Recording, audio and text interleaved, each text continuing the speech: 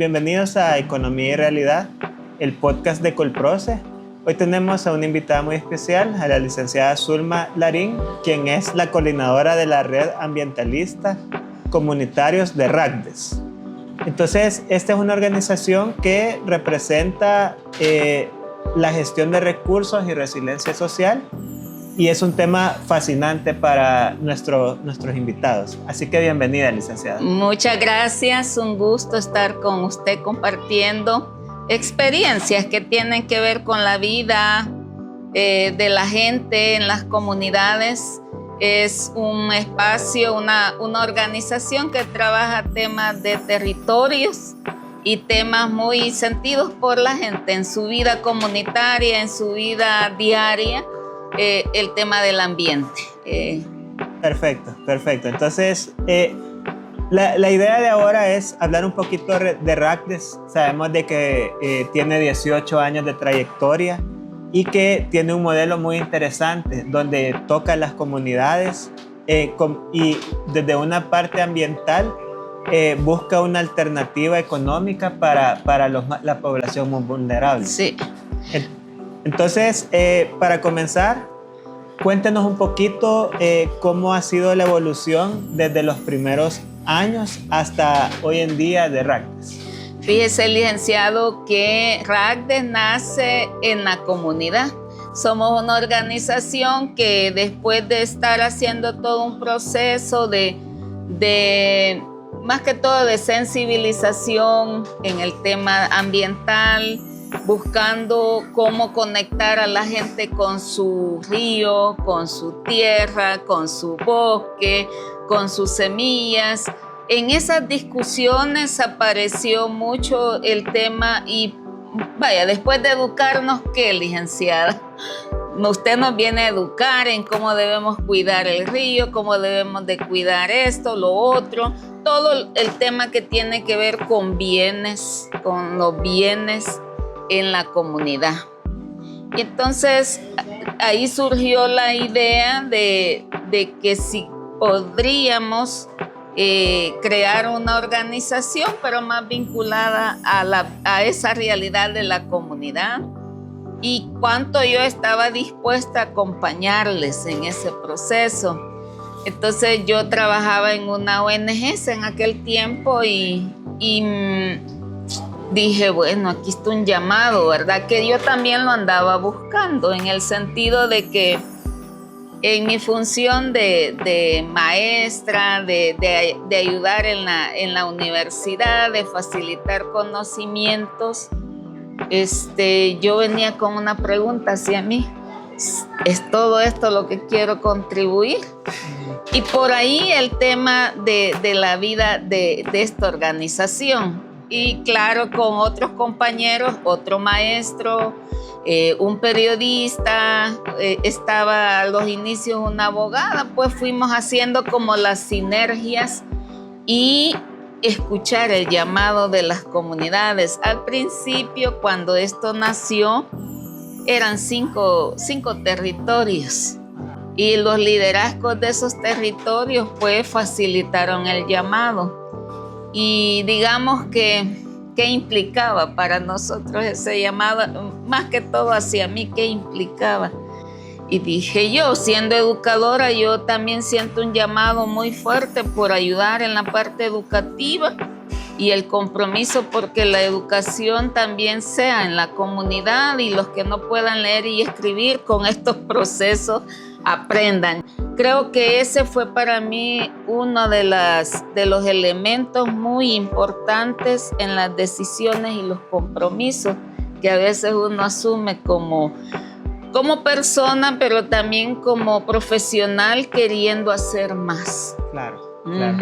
Y sabemos de que RACDES, uno de sus pilares es la soberanía alimentaria, que es tan importante hoy en día. Sí. Y sobre ese enfoque agroecológico, pues estamos en un contexto actual donde los precios son volátiles, ¿verdad? Sí. Las crisis están al día a día, ¿verdad? Entonces, ¿cómo le está ayudando RACDES a las comunidades en las que está en este tema?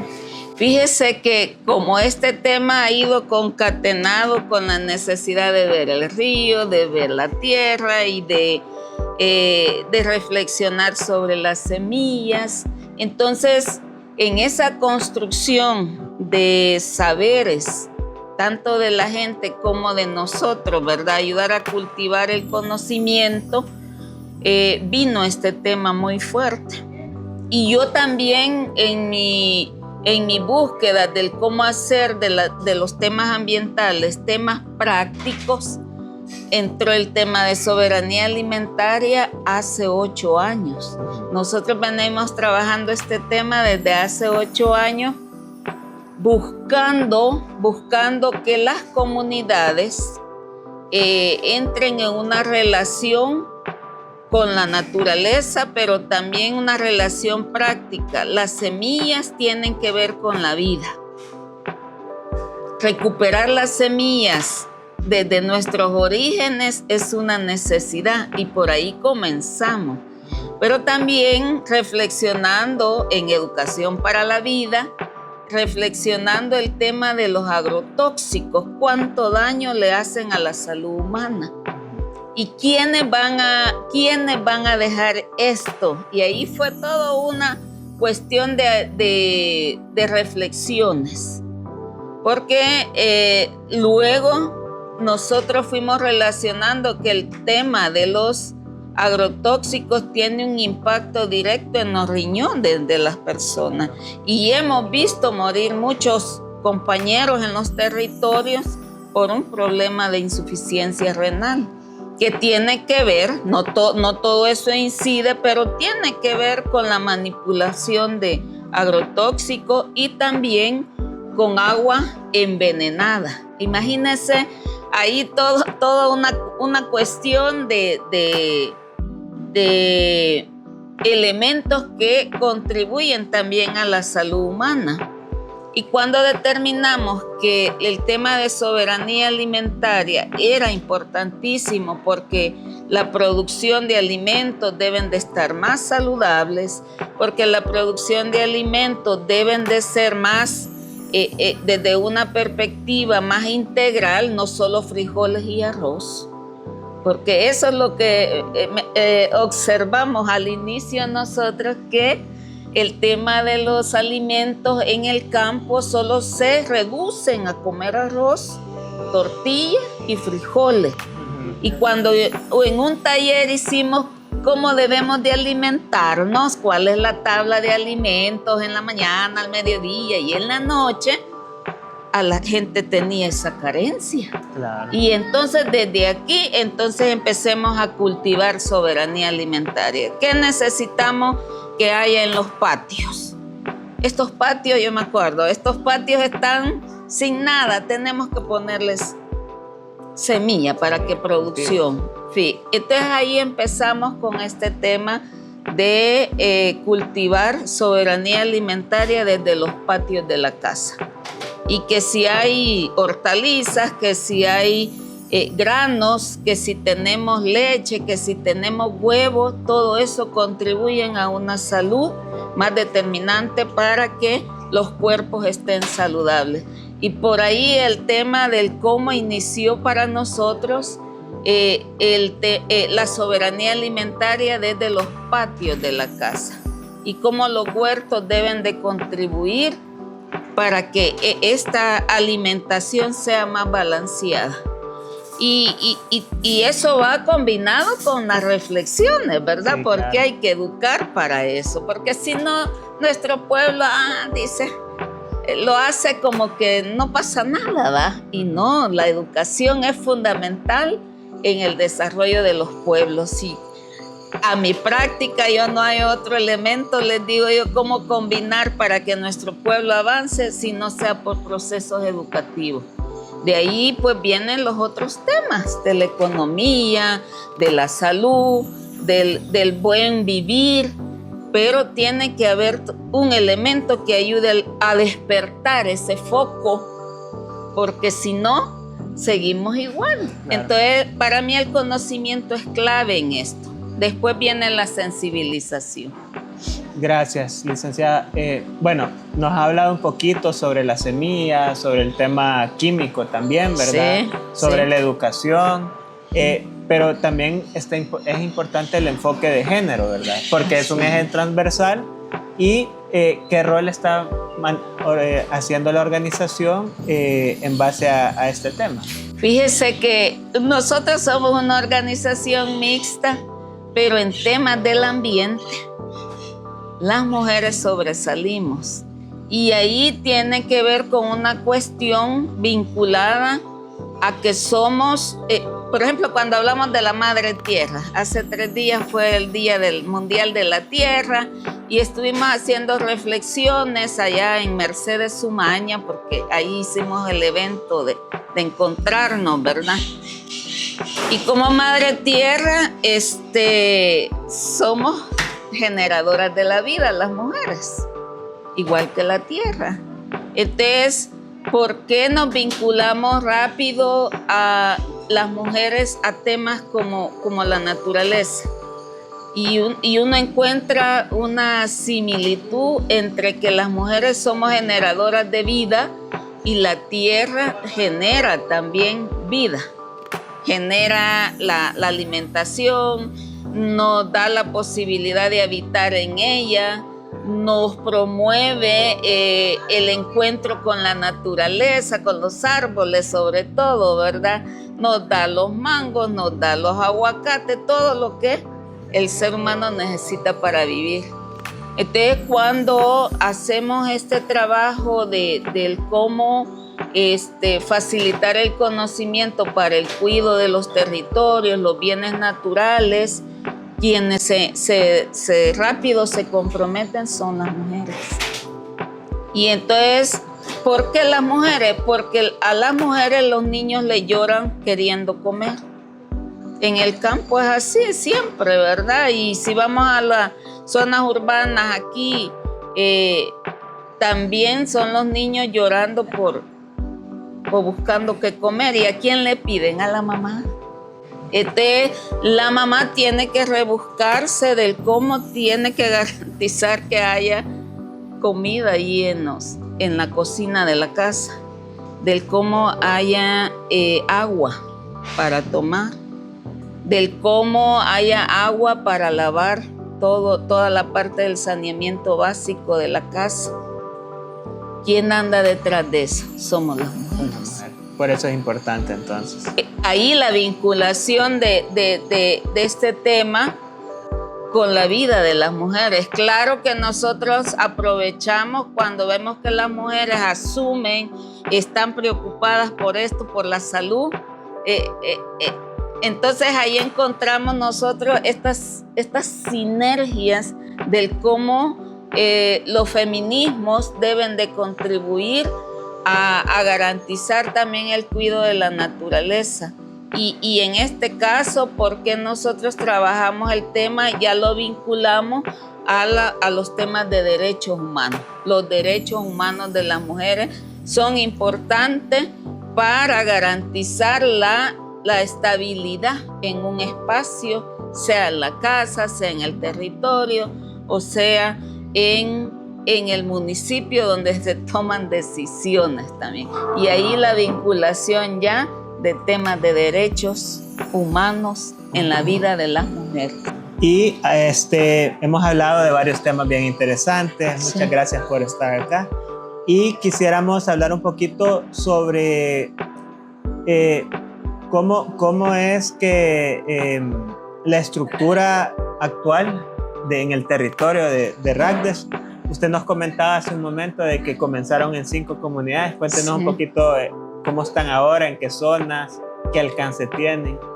Fíjese, licenciado, que digamos que en la parte de la estructura, hoy tenemos, hemos zonificado, digamos, la zona de Occidente, tiene su forma de encontrarse a nivel de territorio.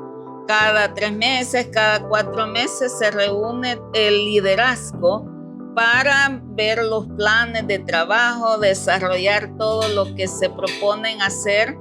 Hay un plan estratégico que es por 5 años, pero ya cada año hay que ir operativizando. Entonces hay un encuentro de ellos para siempre al inicio de año, para ir operativizando las actividades del año. Eso se da a nivel de la zona de Occidente, a nivel de la zona central y también a nivel de la zona oriental. Digamos que son 3 espacios donde se encuentran para ir desarrollando las actividades del año. Pero también hay como 2 encuentros al año a nivel de coordinación nacional. En esa coordinación nacional vienen los liderazgos de todos los territorios y revisamos también qué actividades vamos desarrollando. Pero también en esos encuentros de reuniones se definen también estrategias de trabajo, se definen territorios donde RACDES no está y alguien ha solicitado que quiere conocer a la organización o que quiere participar de las actividades que los grupos realizan a nivel de las 3 zonas. En esa coordinación nacional, pues participamos, y sobre todo las mujeres, hay coordinadoras regionales, y las coordinadoras regionales, pues también tenemos nuestros encuentros para desarrollarla, más que todo estar revisando la estrategia, un análisis de la realidad nacional, en qué nos está afectando todo lo que está pasando, porque no estamos fuera de eso, ¿verdad? Estamos inmersos en esas situaciones de lo que le pasa a la vida de las comunidades desde la perspectiva social, económica, ¿verdad? Entonces, digamos que hay esa estructura, nos encontramos así, y hay todo un proceso de discusión donde proyectamos. Por ejemplo, digamos que en la estrategia financiera, por ejemplo, ¿cómo nos sostenemos? Nosotros hemos encontrado una forma de cómo fortalecer la filantropía comunitaria porque hay en el mundo hay donantes para ese proceso.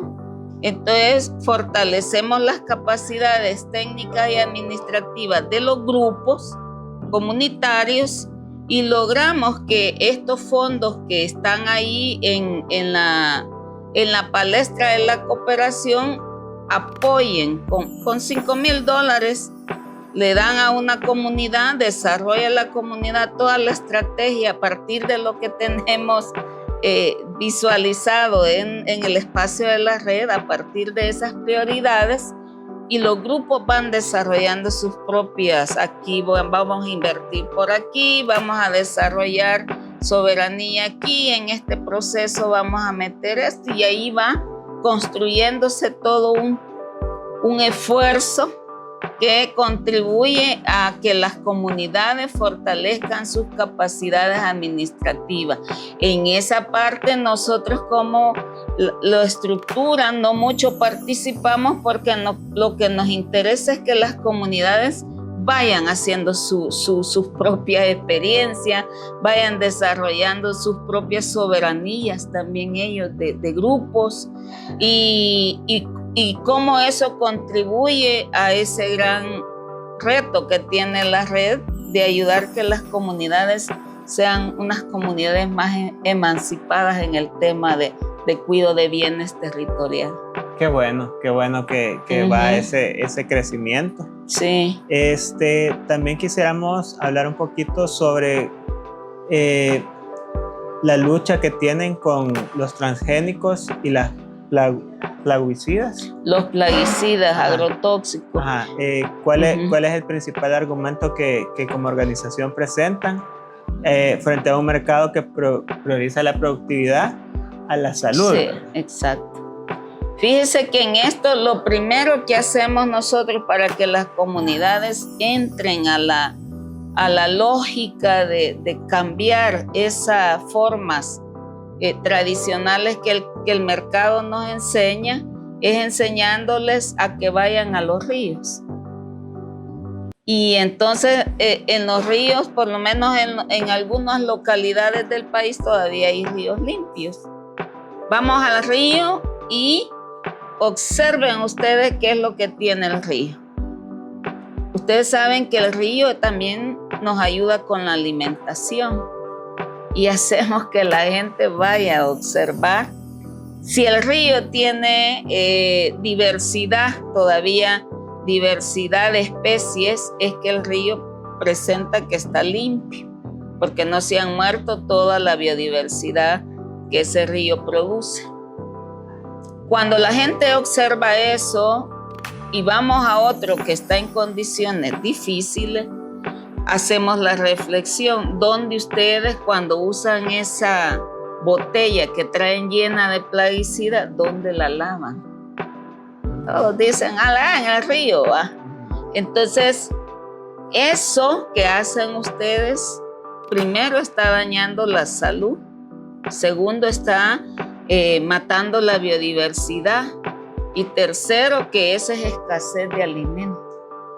Porque cuando no tenemos dinero y no tenemos ganas de comer lo que hay en la casa, se va para el río a buscar un cangrejo, camarones, algún pescado y ya hace su alimentación y eso contribuye a que haya mayor armonía en la casa, ¿verdad? Si todavía los ríos funcionan en localidades de las nuestras funcionan todavía, pero ha habido todo un esfuerzo de que la gente no vaya a lavar esos plaguicidas o a dejarlos al río, a la poza donde ellos normalmente hacen su práctica de ocio, ¿verdad? Entonces, digamos que el que la gente pase, pero eso es pura educación, el que la gente haga todo ese esfuerzo es donde nosotros hemos logrado avanzar, en el sentido de que si se da cuenta que ese río es el que le está contaminando su cuerpo, que esa agua que está allá en el pocito, aunque la vaya a traer del pozo, pero ya va contaminada, le está afectando a sus riñones. Entonces ahí hay todo un trabajo que, aunque no es tan fácil, le diré, porque educar para la vida es también un esfuerzo de sistematizar a partir de la práctica de la gente, ¿verdad? Entonces ahí es donde nosotros hacemos todo un trabajo del cómo ir dejando los plaguicidas y pasar a la agroecología. Y ya pasar a la agroecología implica que hay que aprender técnicamente cómo hacer los abonos orgánicos. Y es todo otro proceso más técnico de fórmulas, de dónde va a traer la materia prima, de cómo se va a usar eso, del cuánto le vamos a poner a la... Es todo una tecnificación del conocimiento también. Y eso ha contribuido a que muchos hogares en muchas partes de donde trabajamos haya disminuido el tema de enfermedades en la gente. Y ahí podemos nosotros, siempre hemos dicho, vamos a sistematizar desde cuándo no nos enfermamos, ¿verdad? Porque eso hay que ponerle todo un proceso de investigación, ¿verdad? Desde cuándo no nos enfermamos y probar, ¿verdad? Ese es el tema de los agrotóxicos. Entonces, como hacemos también una conciencia también del llamado no capitalista, porque pues sí, a nosotros nos educan, el sistema capitalista nos educa para que todo sea fácil, ¿verdad? Pero si lo vemos desde otras lógicas y más desde los saberes ancestrales, que esa es nuestra metodología también, que la gente vaya a hablar con sus abuelas y abuelos y les pregunte cómo producieron. Y si esa lógica contribuye, volvemos nosotros al territorio y entonces hacemos el llamado, vamos a producir para la vida, para alimentarnos. Y si hay un excedente, porque a veces se dan los excedentes, pues hay que hay que ir a promover los mercados comunitarios o entre ustedes. Véndanse las semillas que ya tienen de excedente para la producción, comercialicen entre ustedes. Y ahí se da todo una cuestión buena en la dinámica económica, ¿verdad? Ya en la parte de la economía de la gente. Entonces, eso. Y el tema de los transgénicos, pues también lo hemos desarrollado en temas de educación, de qué son, por qué hay que, si el mercado los vende, ¿por qué no hay que comprarlos? El por qué tenemos que observar en el mercado tradicional el tema de los tamaños de los productos, ¿verdad? Porque ahí ha de haber un trazo de transgénico y todos esos elementos es un proceso de observación también que mandamos a la gente al mercado. Y como para ir cerrando el tema, si yo le dijera a usted cuáles son las 3 amenazas más urgentes que hay sobre bienes naturales, ¿qué consideraría usted? Dice que el peligro más urgente, así que todos debemos, no solo los que trabajan el tema, sino debe de ser una preocupación del país el tema de minería. Minería es un tema que, aunque estamos llenos de mineras, de recursos minerales en el país, sobre todo oro, plata, zinc, cal, sal, todo eso son recursos minerales, pero la ambición del extractivismo anda en estas tierras por el tema de minerales y el tema de oro y plata, y ese es un tema que debe de mover a todo el país, porque el tema de las minerías en El Salvador no puede ser, primero por nuestro territorio muy pequeño y segundo porque estamos densamente poblados, y aunque tengamos cantidades de minerales en el país, no puede ser por sobre la vida del río Lempa, porque es el único que tenemos y hay que cuidarlo. Y si estas amenazas se concretan, pues quienes vamos a sufrir más somos los que el agua no viene de Lempa, ¿verdad? Aunque en las ciudades es así, no nos dicen, pero mucha del agua que se consume en la ciudad viene del río Lempa. Entonces, necesitamos proteger el tema de territorios para que la amenaza minera no pase aquí. Otro tema que hay que ponerle mucho pensamiento y mucho corazón es el tema del agua. El agua, nosotros estamos ya en estrés hídrica y si no conservamos los bosques que todavía hay, aunque sea un poco, hay, y si no conservamos esos bosques, los peligros de escasez se van a dar, pero también tenemos un peligro de privatización. Y eso es otra de las graves amenazas que tenemos en el país y que necesitamos trabajar en propuestas de país. Deben de ser propuestas de país, no de grupos, sino de país.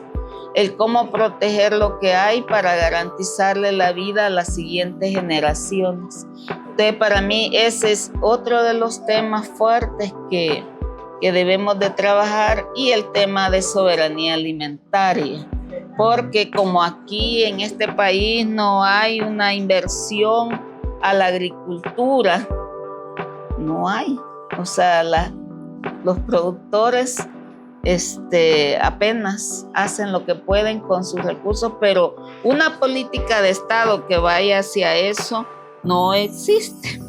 Y entonces todo ese tema del cómo contribuir, del cómo hacer que estos grandes temas de vida sean también políticas de protección del país.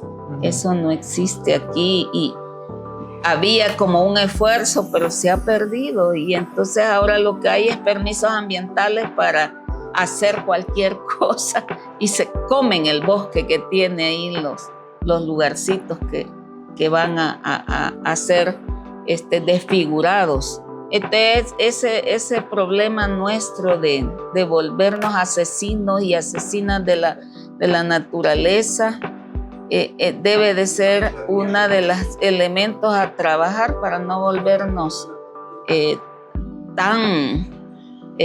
yo a veces digo, ¿por qué somos los seres humanos aquí? ¿Por qué somos tan con una actitud muy, muy violenta? Un poco de que nos ayuden a contribuir a no ser tan violentos con los otros seres vivos. Y entonces ahí viene el tema de cultura de paz. A este país le falta eso. ¿Cómo trabajar la cultura de paz para detener un poco de ver a la naturaleza como muy utilitaria, como solo para mercancía? Y ese tema del cómo cambiar esas lógicas nosotros es importante. Bueno, ya para cerrar, licenciada, si un profesional o alguna iniciativa civil quisiera sumarse a los esfuerzos que está haciendo RACDES, ¿cuál es el camino a seguir? Pues fíjese que en los territorios hay necesidad de contribuir en la educación desde todas las perspectivas. Digamos, para nosotros, la ciencia que debe de estar en primer lugar son las ciencias ecológicas, ¿verdad? Y cómo la economía, la historia, la antropología, la sociología deben de contribuir a que los ecosistemas sean más sustentables, sustentables en términos del tiempo, y cómo estas ciencias contribuyen a eso, y los profesionales de cualquier ciencia puede contribuir a eso. Y yo siempre he dicho que RACDES está abierta a recibir conocimiento de otras ciencias para ayudarnos, ¿verdad? Por ejemplo, en dos territorios hacen economía solidaria, y la economía solidaria la empujan más las mujeres. Otra vez el tema de las mujeres, ¿verdad? Entonces, desde la economía hay un aporte, debe de haber un aporte a estos procesos, porque hay esfuerzos empíricos, pero hay en los territorios, y ahí los profesionales de cualquier ciencia pueden contribuir en ese proceso a cómo crear economías comunitarias o territoriales más resilientes frente a la crisis climática. Entonces, para mí el espacio está abierto para contribuir con el conocimiento a todos estos procesos que la gente hace en los territorios, y a veces por falta del conocimiento no se terminan de desarrollar, ¿verdad? Y ahí es donde muchos de los profesionales podemos aportar. Bueno, muchas gracias entonces por este tiempo, por esta muy buena conversación. Le deseamos el mejor de los éxitos a RACDES. Y bueno, con esto cerramos un capítulo más de Economía y Realidad. Pueden seguirnos en nuestras redes sociales y nos vemos hasta la próxima. Gracias.